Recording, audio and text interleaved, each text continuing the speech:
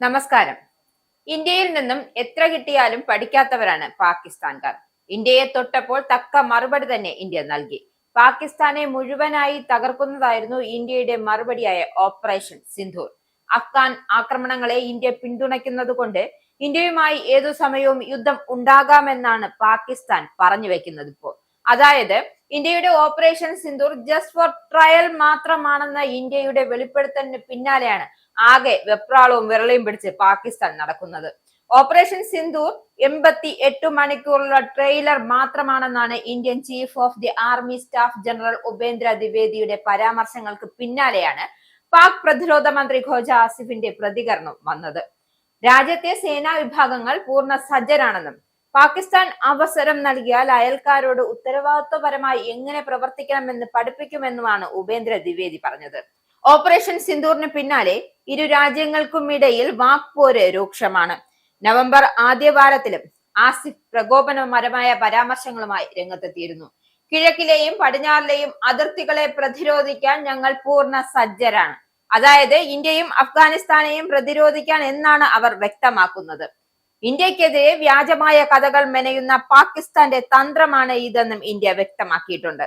പാകിസ്ഥാന്റെ ഭാഗത്തു നിന്നും ഇത്തരമൊരു നീക്കം പ്രതീക്ഷിച്ചിരുന്നു എന്ന് പറഞ്ഞാണ് ഷെരീഫിന്റെ പരാമർശത്തോട് ഇന്ത്യ പ്രതികരിച്ചത്. പാക് പ്രധാനമന്ത്രിയുടെ ആരോപണത്തെ നിരാശാജനകമായ വഴി തിരിച്ചുവിടൽ തന്ത്രമെന്നാണ് ഇന്ത്യ വിശേഷിപ്പിച്ചത്. സമനില തെറ്റിയ പാകിസ്ഥാന്റെ നേതൃത്വം ഉന്നയിക്കുന്നത് അടിസ്ഥാനരഹിതവും തെളിവില്ലാത്തതുമായ ആരോപണങ്ങളെ ഇന്ത്യ നിസ്സംശയം അങ്ങ് തള്ളിക്കളയുകയാണ്. രാജ്യത്തിനകത്ത് അരങ്ങേറുന്ന സൈനിക പ്രേരിതമായ ഭരണഘടന അട്ടിമറിയിൽ നിന്നും അധികാരം പിടിച്ചെടുക്കലിൽ നിന്നും പൊതുജനങ്ങളുടെ ശ്രദ്ധ പിടിക്കാൻ ഇന്ത്യക്കെതിരെ വ്യാജമായ കഥകൾ മെനയുന്നത് പാകിസ്ഥാന്റെ പതിവ് തന്ത്രമാണ്. വിദേശകാര്യ മന്ത്രാലയ വക്താവ് രൺധീർ ജയ്സ്വാളാണ് ഇക്കാര്യം വ്യക്തമാക്കിയിരിക്കുന്നത്. പാകിസ്ഥാനും അഫ്ഗാനിസ്ഥാനും ഇടയിൽ സംഘർഷം മൂർച്ഛിക്കുന്ന സാഹചര്യത്തിൽ കൂടെയാണ് ആസിഫിന്റെ പരാമർശമുണ്ടായത്. കഴിഞ്ഞ മാസം അതിർത്തി കേന്ദ്രീകരിച്ച് പാകിസ്ഥാൻ സൈന്യവും താലിബാനും തമ്മിൽ കനത്ത ഏറ്റുമുട്ടലുകളിൽ റിപ്പോർട്ട് ചെയ്യപ്പെട്ടിരുന്നു. ഇതിന് പിന്നാലെ ഇരു രാജ്യങ്ങൾക്കുമിടയിൽ തുർക്കിയുടെയും ഖത്തറിന്റെയും മധ്യസ്ഥതയിൽ ഒക്ടോബർ 19 സമാധാന കരാർ നിലവിൽ വന്നതോടെയാണ് സംഘർഷത്തിന് താൽക്കാലികമായൊരു ശമനമായത്. അഫ്ഗാൻ അതിർത്തിക്കകത്തു നിന്നും തങ്ങൾക്കെതിരെ പ്രവർത്തിക്കുന്ന ഭീകരർക്കെതിരെ താലിബാൻ സർക്കാർ നടപടി സ്വീകരിക്കണമെന്ന ആവശ്യവുമായി പാകിസ്ഥാൻ രംഗത്തെത്തുകയായിരുന്നു. ഇതിന് പിന്നാലെ പാക് ആരോപണം തള്ളി അഫ്ഗാനിസ്ഥാനും രംഗത്തെത്തി. ഇരു രാജ്യങ്ങളും തമ്മിലുള്ള വാക്പോര് തുടരുന്നതിനിടെ പാകിസ്ഥാൻ അഫ്ഗാനിസ്ഥാൻ അതിർത്തി കടന്ന് വ്യോമാക്രമണം നടത്തി.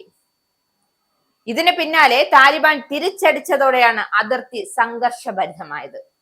ഇതിനിടെ അഫ്ഗാനിസ്ഥാനിൽ നടക്കുന്ന ആക്രമണങ്ങൾ ഇന്ത്യക്ക് പങ്കുണ്ട് എന്നായിരുന്നു ആസിഫിന്റെ മറ്റൊരു അവകാശവാദം. ഇത് പാകിസ്ഥാനുമായുള്ള ഇരു രാജ്യങ്ങളുടെയും അതിർത്തികളിലും ഏറ്റുമുട്ടലിലേക്കും വഴിവെച്ചേക്കുമെന്നാണ് മുന്നറിയിപ്പ്. ഇസ്ലാമാബാദിനും കാബൂളിനും ഇടയിൽ സംഘർഷത്തിന്റെ പ്രധാന പ്രേരക ശക്തി ഇന്ത്യയാണെന്നാണ് ഇരു രാജ്യങ്ങളും തമ്മിലുള്ള സംഘർഷം അവസാനിപ്പിക്കുവാനും ഇന്ത്യ ആഗ്രഹിക്കുന്നില്ല എന്നുമാണ് പാകിസ്ഥാന്റെ പ്രചരണം. എന്തായാലും ഇല്ലാവചനങ്ങൾ പറഞ്ഞ് ഇന്ത്യക്ക് മേൽ കുതിര കയറാൻ വന്നാൽ തിരിച്ചടി പാകിസ്ഥാന് ഉറപ്പാണ്.